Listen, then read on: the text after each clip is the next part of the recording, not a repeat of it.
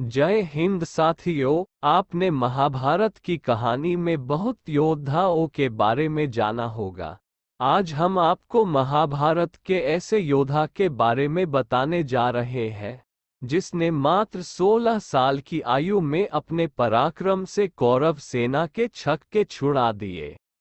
एक ऐसा योद्धा जिसके जन्म से पहले तय हो गया था कि वो कब मरेगा। उसको मारने के लिए कौरवों ने युद्ध के सारे नियम ताक पर रख दिए। उस योद्धा का नाम था अभिमन्यु।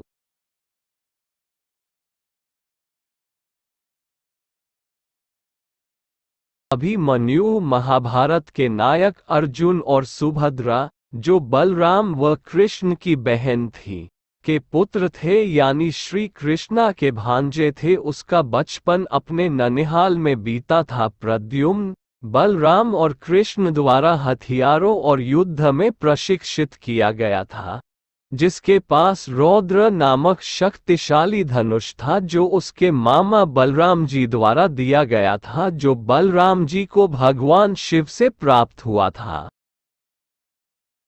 एक और कथा के अनुसार अभिमन्यु को चंद्र देवता का पुत्र भी माना जाता है। धारणा है कि भगवान विष्णु ने जब द्वापर युग में श्री कृष्ण के रूप में धरती पर जन्म लिया तो भगवान ब्रह्मा ने धर्म स्थापना में भगवान कृष्ण की सहायता के लिए सभी देवताओं को आदेश दिया कि वे स्वयं मानव रूप में जाएं या अपने पुत्रों को मानव रूप में धरती पर भेजें। समस्त देवताओं ने अपने पुत्रों को अवतार के रूप में धरती पर भेजा था, परंतु चंद्रदेव ने कहा कि वे अपने पुत्र का वियोग सहन नहीं कर सकते, अतः उनके पुत्र को मानव योनि में मात्र 16 वर्ष की आयु दी जाए। फिर उसे वो वापस बुला लेंगे। चंद्रदेव का यही पुत्र धरती पर अभिमन्यु के रूप में आया।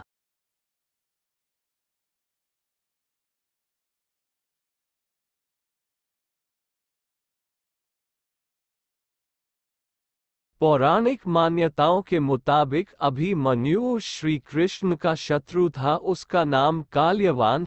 श्री कृष्ण ने उसका चतुराई से वध कर दिया। श्री कृष्णा उसकी आत्मा को पोटली में बंद कर दिया। एक बार श्री कृष्णा की बहन सुभद्रा ने पोटली को खोल दिया, फिर काल्यवान की आत्मा सुभद्रा के गर्भ में चली गई और अभिमन्यु का जन्म हुआ।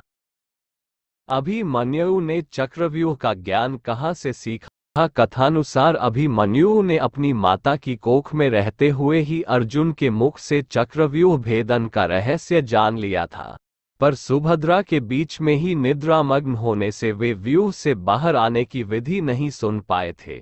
इसी कारण युद्ध के दौरान द्रोणाचार्य ने चक्रव्यूह की रचना की तो अभिमन्यु उससे बाहर नहीं निकल पाए और उसमें फंस गए। युद्ध के 13वें दिन कौरवों की सेना ने द्रोणाचार्य के नेतृत्व में चक्रव्यूह का निर्माण किया। अभिमन्यु इसमें प्रवेश करना जानता था लेकिन बाहर निकलना नहीं जानता था। वह जाल में चला गया। चक्रव्यूह के किनारों के पास अभिमन्यु दुर्योधन के पुत्र लक्ष्मण को मार डालता है और केंद्र पर पहुंचने से पहले अभिमन्यु ने कई अन्य योद्धाओं को मार डाला। अपने बेटे की हत्या से नाराज दुर्योधन ने द्रोणाचार्य को अभिमन्यु को मारने की योजना बदलने का आदेश दिया। अभिमन्यु एक असाधारण योद्धा थे। उसने चक्रव्यूह के 7 में से 6 द्वार भेद दिए थे। भगवान बलराम जी के रौद्र धनुष के सामने कोई भी योद्धा, चाहे वो कर्ण, द्रोणाचार्य, कृपाचार्य, अश्वत्थामा या दुर्योधन, कोई भी अभिमन्यु के सामने टिक नहीं सके थे। अभिमन्यु को चक्रव्यूह के भीतर द्वंद्व युद्ध में पराजित करना असंभव था, जिस कारण कर्ण ने छल पूर्वक अपने विजय धनुष से पीछे से वार करके रौद्र धनुष को काट डाला। अभिमन्यु कुछ समझ पाते उतने में ही उनके रथ को द्रोणाचार्य ने प्रहार किया। देखते ही देखते अवसर पाकर सभी योद्धा युद्ध के दौरान अभिमन्यु पर टूट पड़े।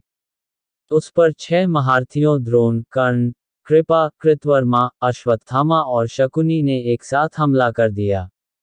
उन्होंने उसके रथ को ध्वस्त कर दिया, उसके रथ के घोड़ों को मार डाला, उसके हथियार तोड़ दिए और उसे कई बाणों से मार डाला। फिर भी अभिमन्यु एक पहिए का उपयोग करके उनसे लड़ता रहा और उसने वीरगति प्राप्त की। परंतु अभिमन्यु ने अंत तक धर्म का त्याग नहीं किया। कर्ण ने अंतिम क्षणों में अभिमन्यु को ही सर्वश्रेष्ठ धनुर्धर मान लिया था।